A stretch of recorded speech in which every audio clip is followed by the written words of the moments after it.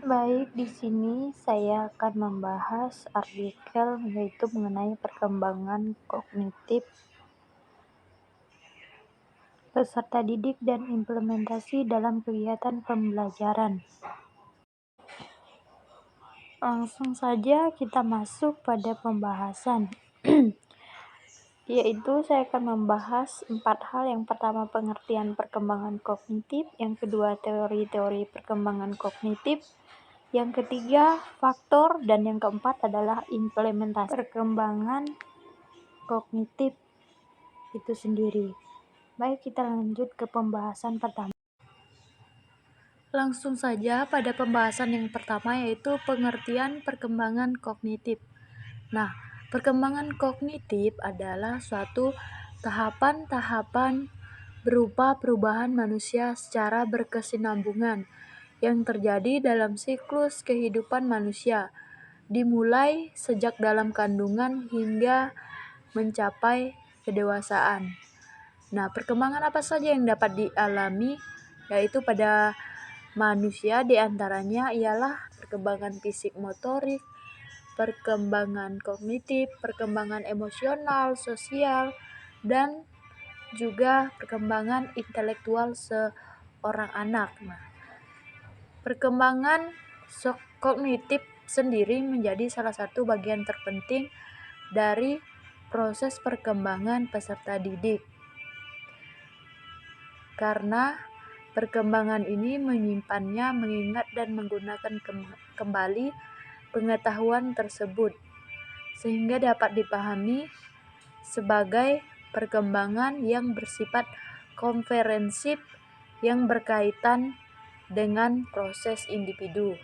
Kemudian yang bagian B adalah teori perkembangan kognitif, yaitu ada 4, kognitif Jean Piaget, Jerome Bruner, Ausubel, dan Vygotsky. Yang pertama yaitu teori perkembangan kognitif menurut Jean Piaget. Nah, sosok ini dikenal sebagai tokoh filsuf pendidikan.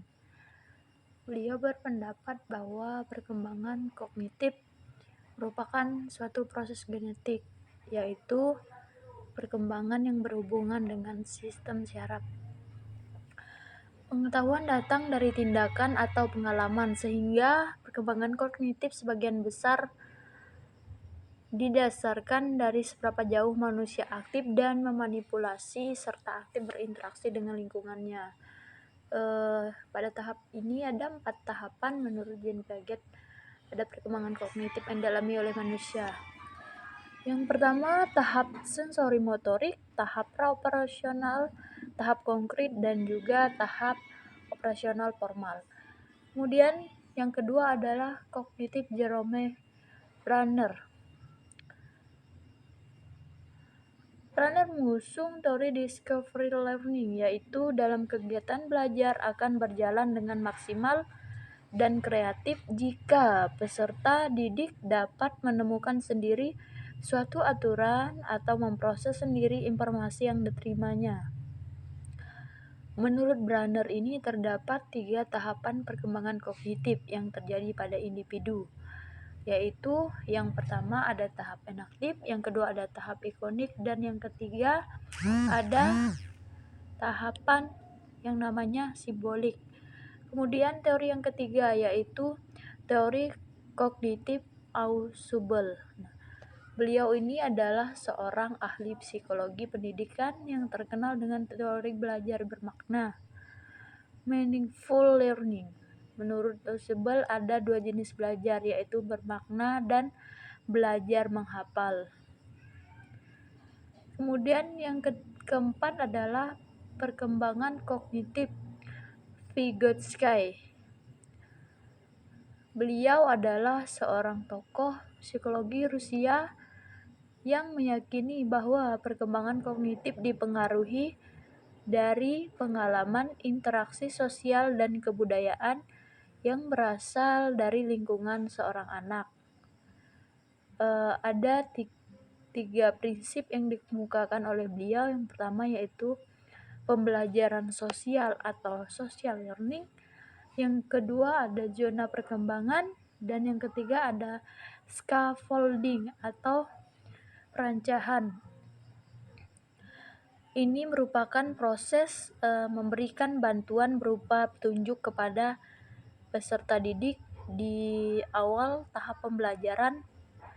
Nah, sehingga peserta didik diharapkan dapat belajar secara mandiri ke depannya dan dapat menyelesaikan pekerjaan dengan bimbingan orang dewasa ataupun kerjasama dengan teman-teman sekelas ataupun teman-teman belajar lainnya.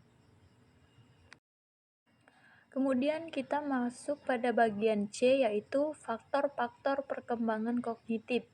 Nah, ada apa saja faktor-faktor yang mempengaruhi perkembangan kognitif? Yang pertama yaitu faktor internal dan yang kedua adalah eksternal. Nah, faktor internal merupakan faktor yang mempengaruhi perkembangan kognitif dari dalam diri seorang. Berapa hal yang menjadi faktor internal? Yang pertama misalnya faktor bawaan atau keturunan. Kepercayaan bahwa anak setiap dilahirkan itu memiliki faktor bawaan sejak lahir. Juga faktor dari kematangan organ tubuh anak. Jadi semakin bertambah usia, maka tentunya organ-organ yang ada pada diri anak itu akan ikut berkembang. Dan yang selanjutnya ada talent ataupun interest, bakat dan juga minat anak. Nah, bakat ialah potensi bawaan yang sudah sedari lahir. Ini adalah faktor-faktor yang mempengaruhi perkembangan kognitif. Yang kedua yaitu faktor eksternal. Nah, faktor eksternal adalah hal-hal dari luar seseorang yang membawa pengaruh pada perkembangan kognitif. Misalnya faktor lingkungan, faktor pembentukan, dan faktor kebebasan. Jadi berdasarkan pemaparan, ada 2 faktor yang mempengaruhi kognitif anak. Biasanya faktor ini erat kaitannya dengan bagaimana pola asuh orang tua atau pendidik pada anak tersebut. Jika orang tuanya menerapkan pola asuh yang bermusyawarah, tidak semena-mena, maka faktor kebebasan ini akan muncul. Sedangkan jika orang tuanya mengasuh dengan pola yang diktator, kesempatan anak untuk berkembang secara kognitif akan terhambat karena tidak adanya kesempatan untuk mengeksplor potensi yang mereka miliki lebih jauh. Nah, kita sebagai orang tua tentunya mendukung minat dan bakat siswa ataupun anak kita agar mereka mampu mengembangkan potensi-potensi yang mereka miliki sedari lahir.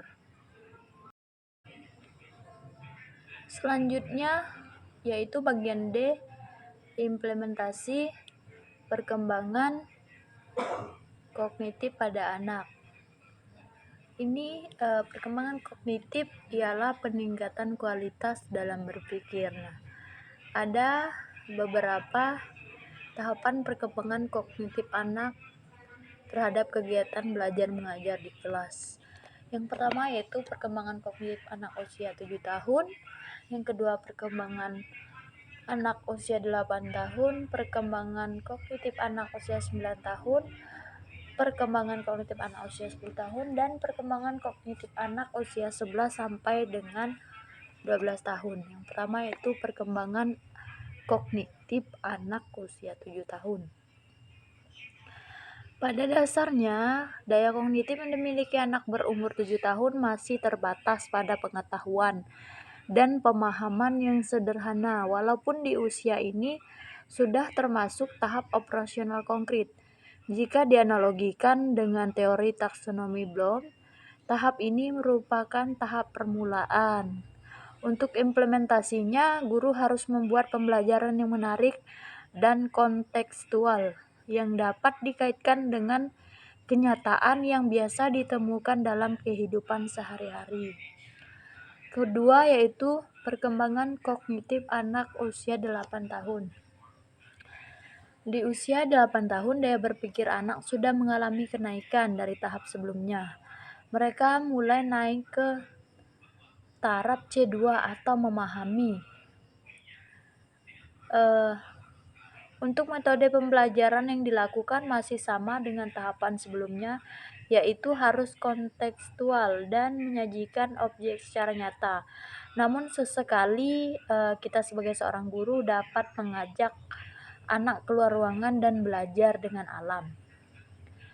Kemudian yang ketiga adalah perkembangan kognitif anak usia 9 tahun. Nah, di tahapan ini, kemampuan kognitif anak sudah berkembang ke tingkat yang lebih tinggi dengan pengalaman, wawasan dan pengetahuannya. Anak sudah dapat memikir solusi masalah yang lebih rumit. Nah, implementasi pembelajaran untuk metode pembelajarannya, pendidik atau guru dapat menerapkan sistem diskusi kelompok yang pastinya masih perlu untuk diawasi oleh guru pelaksanaannya. Selain karena siswa itu masih perlu beradaptasi, mereka juga masih sangat aktif dan mencari kesenangannya sendiri. Kemudian yang keempat ialah perkembangan kognitif anak usia 10 tahun. Pada usia ini, perkembangan kognitif sudah menapaki tingkat yang baru. Proses berpikir kritis semakin tajam. Namun dalam pelaksanaannya masih sangat sederhana. Namun sudah lebih baik dari tahap sebelumnya. Siswa di usia ini sudah memasuki ranah C4, yaitu menganalisis. Kemudian yang selanjutnya ialah perkembangan kognitif anak usia 11 sampai 12 tahun. Pada usia ini, anak sudah bisa berpikir pada sesuatu yang memiliki kemungkinan akan terjadi atau abstrak, yang mana jika dibandingkan dengan tahap sebelumnya, yaitu berpikir sistematis dan logis pada objek yang nyata. Tentu perkembangan ini sudah memasuki tahapan baru. Fase perkembangan ini menurut Piaget disebut fase operasional formal. Pada tahap ini anak sudah mampu menguasai dan berpikir kritis, jadi bisa menerapkan pembelajaran problem based learning atau PBL. Namun juga disesuaikan dengan konteks dan juga tujuan pembelajaran di dalam kelas. Baik, sekian penjelasan saya mengenai perkembangan kognitif pada anak. Kurang dan lebihnya saya mohon maaf. Saya ucapkan terima kasih. Wassalamualaikum warahmatullahi wabarakatuh.